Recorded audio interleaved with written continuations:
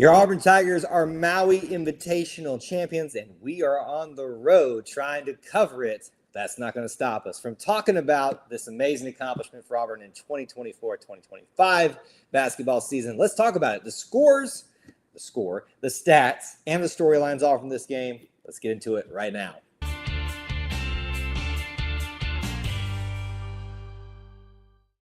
War Eagle, everybody, and welcome back to another edition of E2C Network Live, where we get together and we talk about the Auburn experience. What is the Auburn experience? Well, we define it as a couple different things: Auburn sports, Auburn culture, and of course, Auburn family stuff, to capture everything else in that genre. If it's orange and blue is what we do is an easier way to say it. So we thank you so much for joining us in what we do.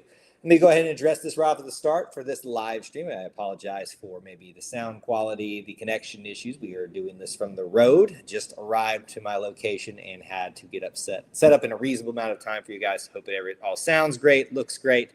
Obviously, the backdrop's a little bit different. We're working through some things.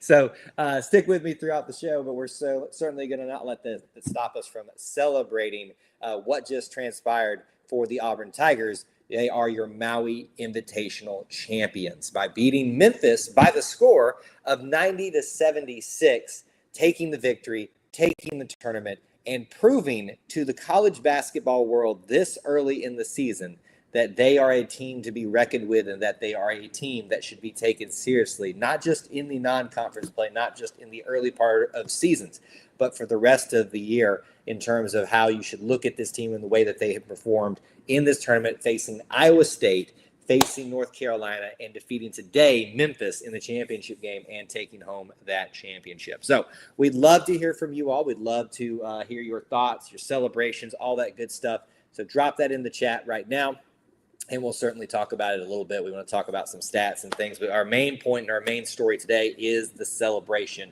of being the Maui Invitational champions. I always like to start off with the three things: the score, the stat that I think is probably most important, and then, of course, I like to also talk about maybe the storyline out of all of this. And we kind of probably already touched on that for the most part, to be honest with you, about what would be the storyline is that Auburn just winning this Maui Invitational tournament for the very first time. And I think the stat is only the third SEC team to do that. So there's your storyline if you want to have that right at the top there. The stat that probably sticks out to me the most is the score of the two big men for Auburn. Johni Broome, obviously, with his 21 points, and then Dylan Cardwell with 18. At one point, Dylan overtook Johni as the score leader tonight. So that's probably the stat that sticks out to me the most tonight. And then your final score is obviously 90-76, beating the Memphis Tigers. The Tiger Bowl, after all, or Tiger Court, however you want to talk about it. It happened. We got to play what is a very recognizable name in the college basketball space. Penny Hardaway, I guess I should say, being the head coach is a big name out there. Most people know to respect that. His basketball prowess, he's put together pretty good teams at Memphis since he's been there. In fact, Auburn has played them once before in Atlanta, which I had a game to attend where they shellacked us. And so this is a little bit of revenge, but it makes it even extra sweet when we're able to couple that with being able to get a championship in the Maui Invitational. So if there are any doubts that your Tigers should be considered one of the best teams in college basketball right now, if not arguably the best, I think they have settled that with their performance in the Maui Invitational. Certainly, we can dive into several aspects of the game, and I do want to spend some time focusing on the game itself, but I know that most of our larger focus is on particularly what happened overall throughout this thing. And yes, I am live streaming from my garage because I just arrived to my location and didn't have the time to set up like I normally would. So we're getting it done, making it work, just like the Auburn Tigers have done all season. All right, let's roll through your top scorers tonight. We've already mentioned two of them, and the main two. Johni Broome with 21 points tonight. Dylan Cardwell with 18. While I'm doing this, certainly please let me know your player of the game. Probably two really good candidates that I just mentioned for that tonight, but certainly there are others as well. Dylan Cardwell with 18. Followed after that, you've got Chad Baker-Mazara with 14. Denver Jones with 11. You've got Chaney Johnson with 9. And then after that, everybody who sees significant minutes tonight scores, and even then some. And the regular people who are out there playing, everybody scored a basket tonight. Miles Kelly with 2. JP Pegues with 3. I thought he had 6, I'll be honest with you. Maybe that got taken away and I wasn't aware of that. Ja'Kai Howard with 4, Chris Moore with 2, and Chaney Johnson with 9. I was really hoping Chaney would have a much bigger game tonight, but certainly, it didn't really matter because the other 2 big men took care of business. Neil says the AU team is otherworldly. Dominating effort from Jeremy, and we've gotten a vote for Janai Broom for player of the game. Now, I certainly will say this, that Janai is the most obvious choice yet again. I'm going to propose something to you all that I think, to be fair to everybody else, we have to start raising up our opinion of what is a player of the game type of scenario for Janai. Not taking anything away from what he just does on a game-to-game basis, but certainly I believe that he is put a standard out there that is so hard to match for everybody else that we almost have to raise the bar for him to reach that player of the game status now, because he's just going to keep doing it. I am going to be a little bit different, and I think some people would probably not disagree with this. Dylan Cardwell tonight, I think, showed what we've seen him do this before, right? We've seen him have some great games like this, but tonight I think alongside Janai showed that you can have 2 big men not only start together, but you can have them star together. Let's look at his full stat line tonight for Dylan Cardwell. 18 points, 8 for 8 from the field. 8 for 8 from the field. 1 for 3 from the free throw line. 3 rebounds, 6 assists. So he had even more assists than, same as Janai. 2 personal fouls, 1 turnover in 26 minutes of play. Compare that to Janai, who had 21 points, 8 for 15 from the field, took way more shots, 3 for 4 from the free throw line, 2 for 4 from the three-point arc. I didn't mention that Dylan took his 1 three-pointer and made it. 16 rebounds for him and 6 assists. So certainly both stat lines are pretty comparable. I think on a night, though, where Janai is expected to be the leader, certainly we are thankful that we got to watch Dylan have such a powerful game, having blocked shots, alley-oops, just being just a great overall all-around big man player tonight. So I'm going to give my player of the game, frankly, to Mr. Dylan Cardwell tonight, even though Janai deserves some recognition as well. Jacobs Broom was the best player. Mr. Jumbotron is the player of the game. That's a great way to look at it, Jacob. I like it. I like it. Lots of celebrations rolling in now. Thanks for y'all for joining in while you're, I'm sure, heading out to do your Thanksgiving stuff. Kevin wants to give a little shout out for Pegues played better tonight, I thought. I think when you talk about Pegues and what we expect from him, I think a lot of people misunderstood what his role was going to be when you came in, and I think you're starting to see that.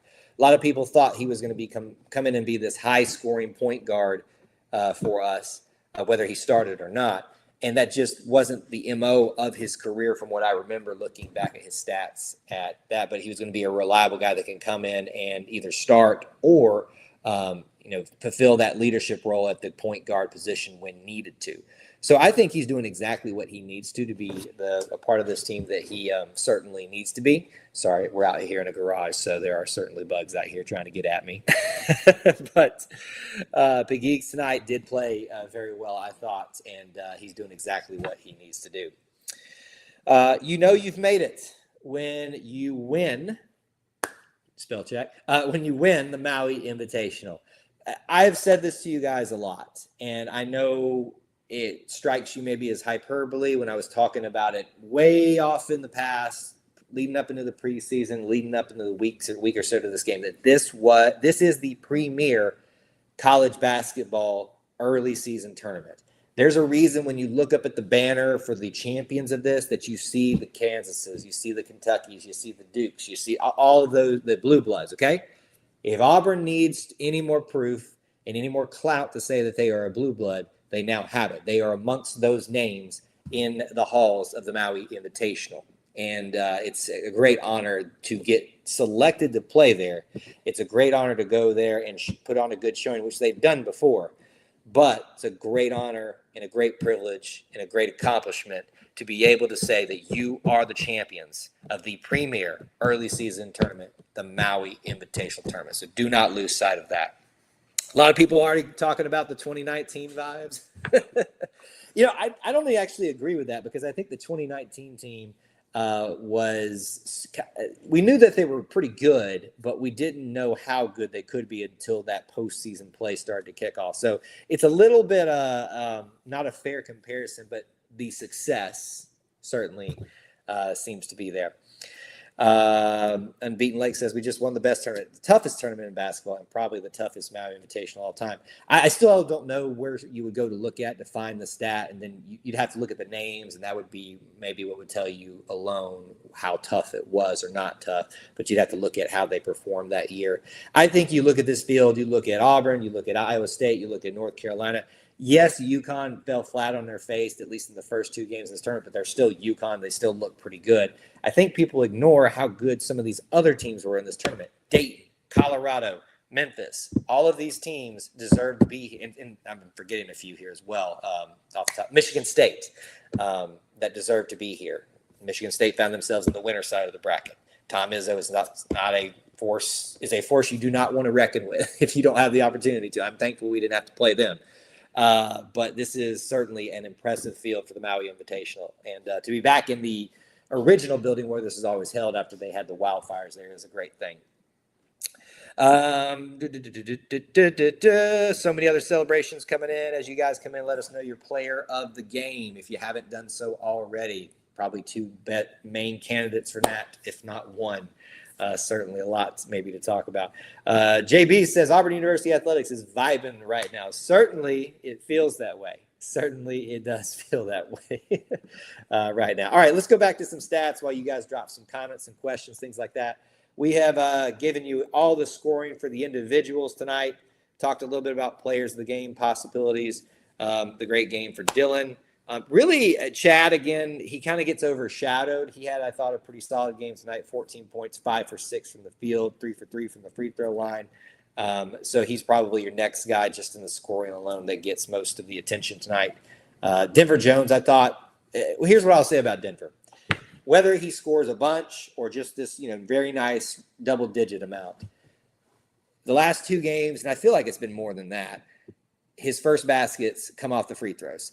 He was 100% until the announcers last night kept harping on, he's 100% in his free throws, and he missed two, one in each of his next two free throw attempts. So I love Denver Jones being so reliable that his first points are coming from his free throws, because certainly we have needed that from time to time.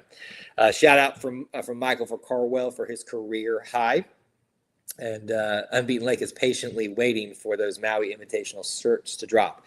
By the way, folks, it's a good segue. If you want a way to support us, and a good way to do that, if you'll follow our links on our YouTube page, you'll go to what's called a one link, and it gives you everything you need. You'll find there our link to Alumni Hall. We are an affiliate of theirs. My guess is they will probably put out a shirt about this. So if you want to buy a Maui Invitational Champion shirt, if they're putting one out, certainly go through our link to them. You'll support them and support us at the same time. So just a little shout out there. So many other people here hanging out and checking in with us, and some more player of the game recognitions coming in. Jacob says Chaney with more freakish plays tonight. Good thing to bring up, Jacob, because while Chaney is getting a little bit, I want to say overshadowed, but it's hard to eclipse Janai. Dylan tried to tonight, and then Janai came back in and overtook the scoring lead tonight when Dylan had worked so hard to get there. Chaney is really evolved as a playmaker. I noticed it in preseason of the game I attended, and then from some commentary, just everybody hears through the grapevine. He is transformed himself, and I venture to say his body as well, to become a more well-rounded big man. Very similar, I would say, to Janai during his time here. So I forget where Chaney is at. I think he is a senior as well. I would wish we could have some more time with him to see what he could do when he becomes the main big man, if that were on the table at all. Broom and Flag is going to be the match of the year in Duke. So everybody get ready. We'll be back in the studio for that one. I don't have any plans to be missing for that. I do wish I could attend that game in person. Good luck. Good luck getting a ticket there. By the way, if you're going to be buying tickets, I'm going to do all the plugs tonight. Do it at SeatGeek and use our code E2C Network. That is E, the letter E, the number 2, the letter C Network. You get $20 off your first time order. So if you're going to spend that money, at least get you some of that taken off for you. What else? What else? Keep the comments coming. Let's look at some team stats tonight. Let's see here. All right, we got 50% from the field for Memphis, 57% from the field for Auburn. That is pretty impressive for both teams, 1 out of every 2 shots going in, which kind of makes you think the score should have been a little bit higher than 90 to 76. That's pretty high, but when you're both making 50% of your shots, it's pretty good. Here's the crazy thing. Now, we'll give you some context and some. 3-point percentage, 67% for Memphis tonight. We heard about their 3-point shooting prowess. Now, they only attempted 9 3-pointers tonight. Auburn attempts 24, makes 8, so 33%, 1 out of every 3 went in, and they were very timely. But Auburn was doing some great things outside of that as well. Let's talk about the big 3. These are what I always harp on every single stream. Most of you are going to roll your eyes at me, but I'm telling you, these are the ones that tell you whether you had a good chance to win or not. If you're looking at this, free throws, turnovers, and rebounds. Free throws, 82% for the field, from the free throw line. 80% is my mark every single time. You need to reach it. If you don't, you're going to have a hard time winning the game. 82% from the free throw line. 3 games in a row, probably more than that Auburn's been beyond 80%, doing great things in the Maui Invitational. Turnovers tonight, Auburn wins by 2, 11 for Memphis, 9 for Auburn, so they win that matchup as well, and they very much win the total rebounds matchup, 26-32, winning in both the offensive and defensive categories. Auburn dominated from beginning to end, and those stats tell the tale of the tape. All right, we can look at a few more things here. Any other big thoughts, topics that we haven't hit yet? Again, I thank you guys for your patience with the view behind me and the audio. I hope it is coming through well. Always appreciate any feedback on that.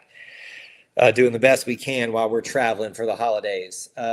We have 3 big guys, and they play off of each other.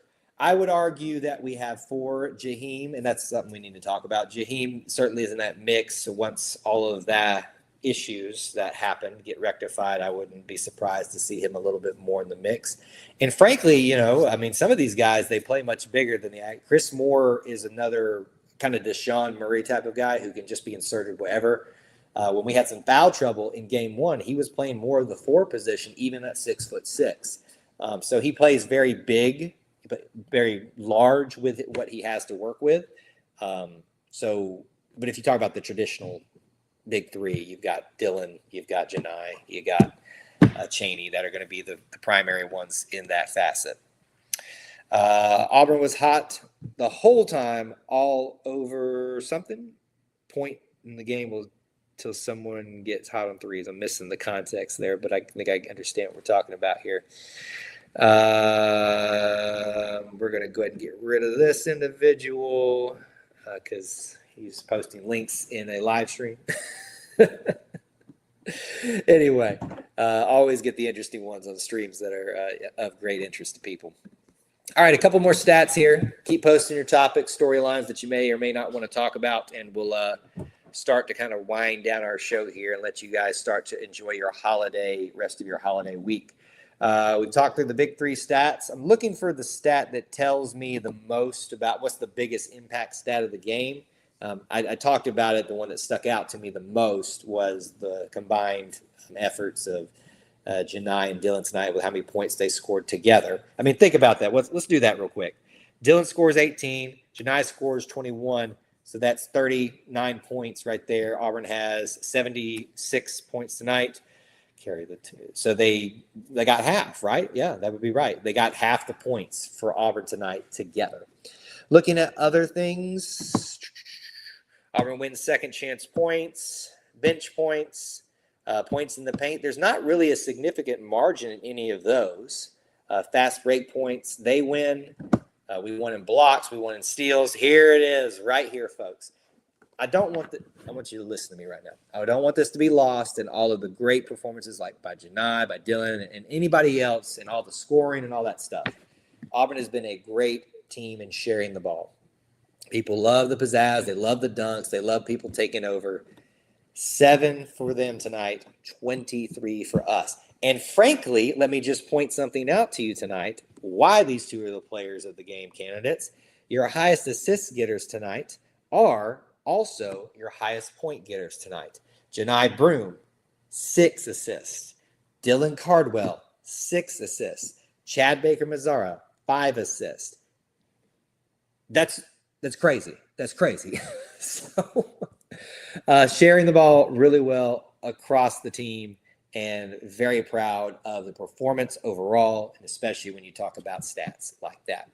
Other storyline that we haven't mentioned yet, if you didn't notice, you have got the first appearance together, and we saw Jaheim Hudson last night, but Jaheim Hudson and Ja'Kai Howard on the floor since the incident. So we can now rest assured that both are going to get opportunities to play, albeit they have to earn their way back in. Jaheim had to come in when we had some foul trouble issues in the first game. Happy to see him out there in that necessary mode, but both were out there on the floor.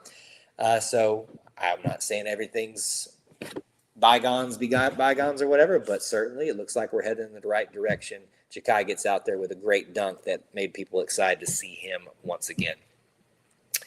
Jacob says only 6 games for Coach Bruce Pearl to get the first tech. I'm honestly shocked he didn't have another one by now, to be honest with you. Kokomo, War Eagle to you from Melissa, Texas. JB asked, who would you feel comfortable with shooting the last 3 to win a game? I mean, honestly, there's probably a bunch of them, but if you're going to ask me to pick the guy, it's probably going to be –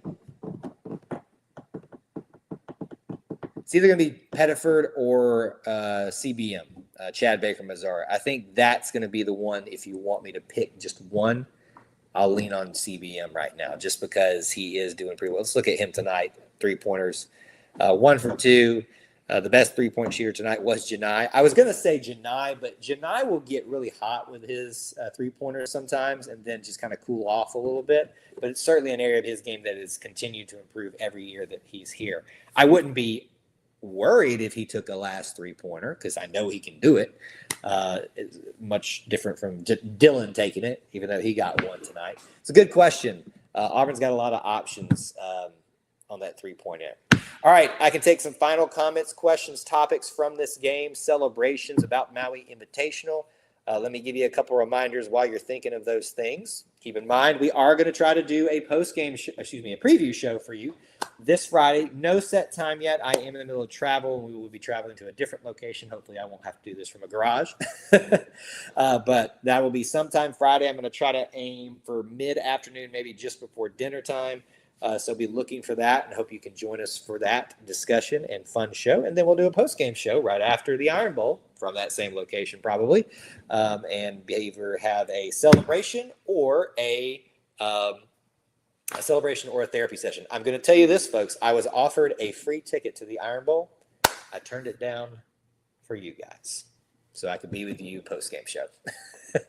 In reality, there's some other reasons besides that, but that was one of my factors. But I had a free ticket to go to the Iron Bowl in Tuscaloosa.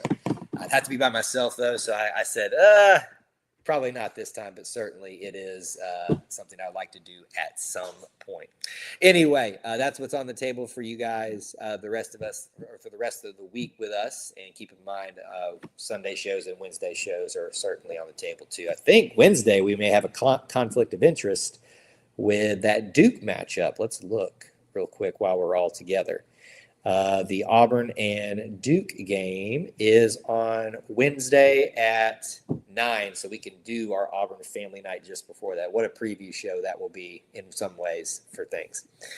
All right, final notes, final questions, final topics, rounding out our thoughts here tonight. Your Auburn Tigers are Maui Invitational champions for the first time and the very few times that the SEC has won it. If they need any more proof, to say to people that we are the Blue Bloods. Look at those banners and look at the champions of it. Look who the names that you always talk about up there, and Auburn is now officially among them, and they dominated this tournament after that very rough start to Iowa State. From that point forward, it was their tournament to win, and they seized the opportunity and took it, beating Iowa State, beating North Carolina, and beating Memphis. All teams with great respect, all teams with great great basketball programs, and certainly this is an incredible feat for the Auburn Tigers, and certainly a great performance for so many people, just like Janai Broom. A couple other thoughts coming in here. War Eagle. I was born in Hawaii, so I'm really happy about being Maui champion. So this is an extra special one for you, Kevlar. And how dare you make us all jealous by being born in Hawaii. So when do we get ranked number one? Well, the rankings won't change till next week, so certainly we will all look eagerly. The announcers made the case that the Tigers have the best resume. You do have to look at Kansas, who just won a very tough game against Duke. So that, if they stay perfect, that's going to keep us probably from getting that spot. But certainly keep playing this way. In due time, you will certainly find a way to be in everybody's consideration for number one, no matter what. I'm just happy with this team's performance, this team's trajectory, and this team's potential that has been displayed in only 7 games into the 2024-25 season. And now Maui Invitational champions for the very first time. Thank you guys so much for hanging out and being part of our stream, letting me do this from a garage, letting me do this on the fly, and celebrating with you in either fashion what it means to be an Auburn Tiger and to celebrate this Auburn basketball team. Till we talk to you again, War Eagle.